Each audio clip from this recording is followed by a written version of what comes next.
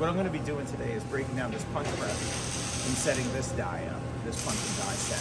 And what it does is it punches these little clips. So they call it a chip clip. You know, it's where you get your potato chips off of. And but we'll be setting this one. Give you a little diagram here. See if I can get a little closer to it. But that's what it does.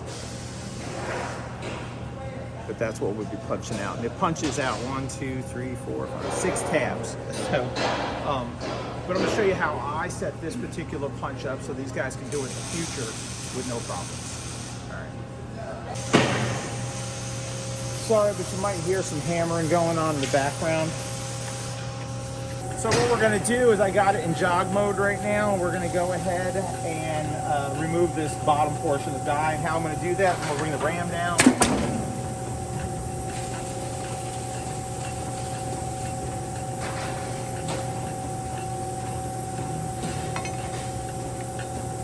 This is the lock nut for the ram. Loosen up on your clamp.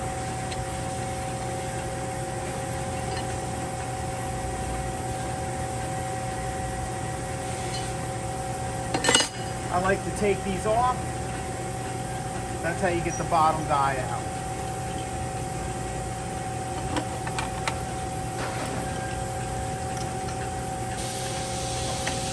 Pull that on off, your clamp. And then we're going to loosen up these 2 hold downs.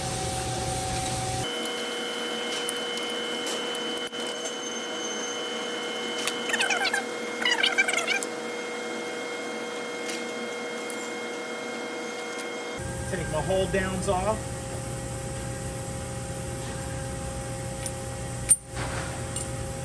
I'll put this all on a table just to get it out of my way.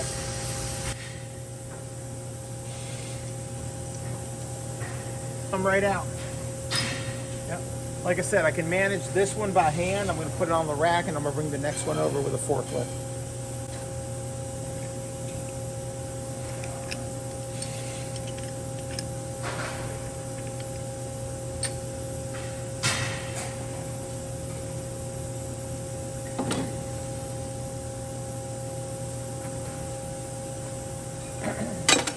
Make sure you clean your surface. If there's no slugs, debris, or burrs, anything that's gonna not make the die sit level, top and bottom. So I want to talk about this die for just a second. Underneath here is a stop. Right now there's some springs in here that's keeping this from touching this.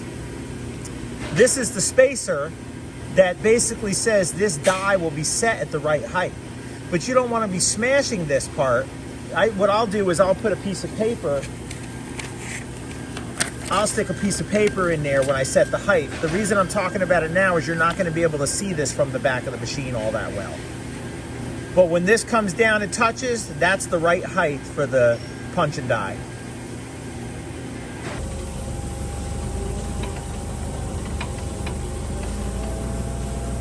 I'm gonna have to go a little bit higher to get this past this nut in the back here.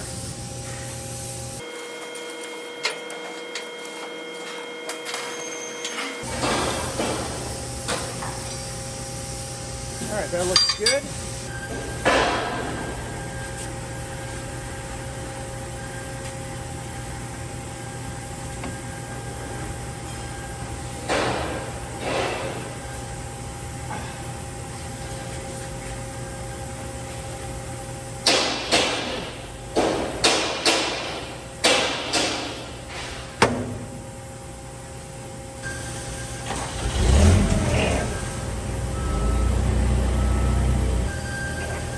Bring my ram down a little bit.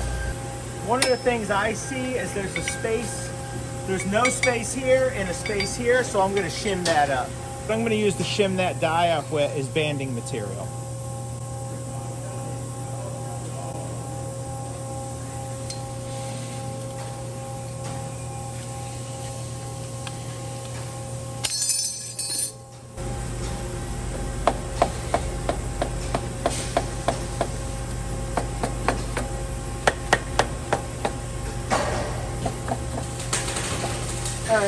Now that I got my die in, I'm going to make sure that these holes are lined up.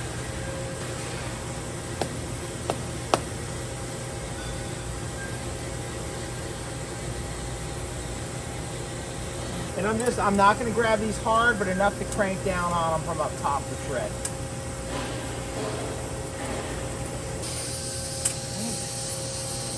Mallet, not a hammer.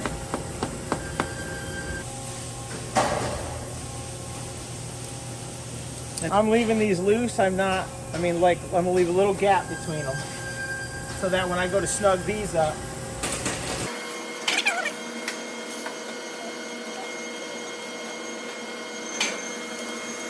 these I'm gonna snug up pretty good, and then I'll tighten the bottom of the die.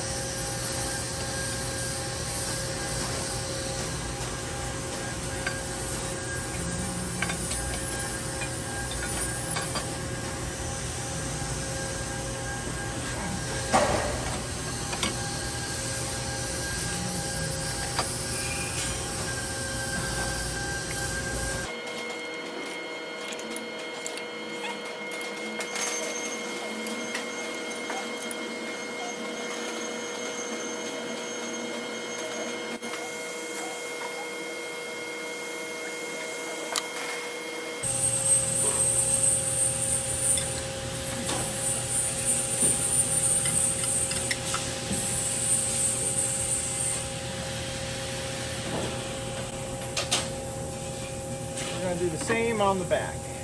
Make sure you tighten all the bolts up good and tight now, because we're to that point.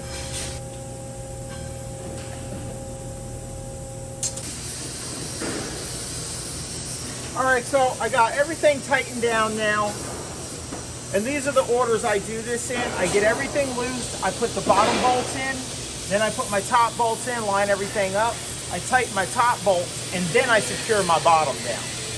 Because for some reason, this top part has a lot of wiggle room, and these screws tend to carry the top wherever it wants to.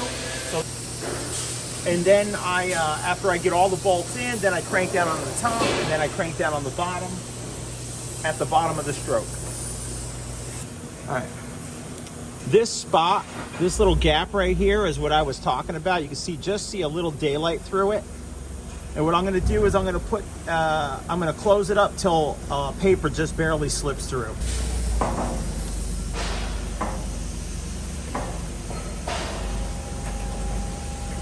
All right. There it is. Just enough for the paper to slip through it. A little unorthodox trying to work back there. This is your adjustment screw. And this is your lock nut right here. So I'm just going to lock that down. This wrench is a little loose on here, but it don't need much. There's a little piece of aluminum in there applying pressure. We're going to bring the ram up. Make sure everything's running good. All right, looks pretty good. We're going to go ahead and put this back in. Line everything up and put the first punch in. I am going to spray every piece for lubrication.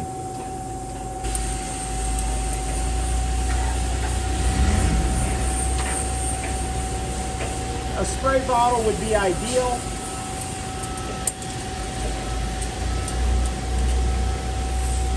A spray bottle would be ideal. Now let's see the moment of truth. Let's see if everything we've done adds up.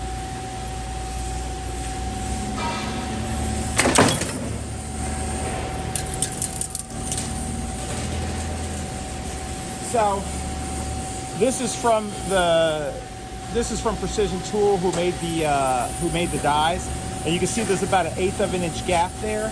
We need to come down a little bit harder until we look just like that. Just make your adjustments accordingly. Loosen your lock nut down, and I'm literally only going to go a little bit, maybe 1/8 of a turn.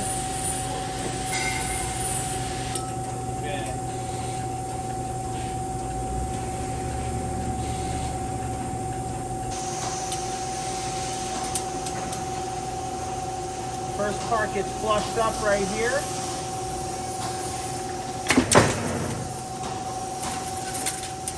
run it all the way through. Last hole gets put down in that pin.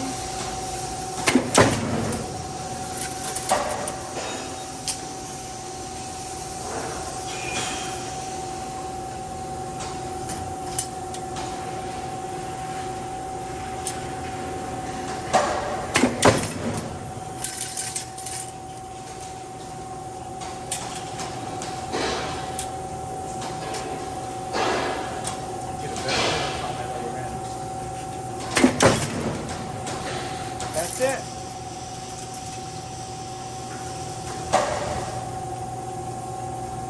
Looks pretty good.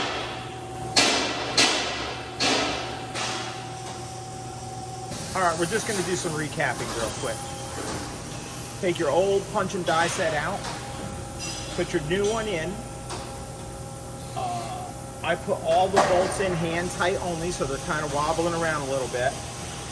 And after I get my bolts in, then I go ahead and I tighten up the top ram first, then the bottom die, and then I add my additional supports to the bottom die down. After you get everything situated, make sure everything's good and tight, and then make sure you've got your clearance in the back of your stop set. Remember, just a little piece of paper in there when you bring your ram down, when your ram is at the bottom of the stroke. And I'm just going to show you that real quick. It's important that you don't come down and hit this. You just want it to just kiss it or a piece of paper through it. And then you can tweak out your adjustments afterward. At this point, you're all done. Don't forget to lubricate your parts. Also, grease your guides back here before you start each job. I had already done this. I did it off camera. But make sure you grease these before installation of each job. And every now and then, if you're doing 1,000 parts or something like that, make sure you re-grease it again. That's pretty much it. I hope this helps out the next guy setting this machine up. Later.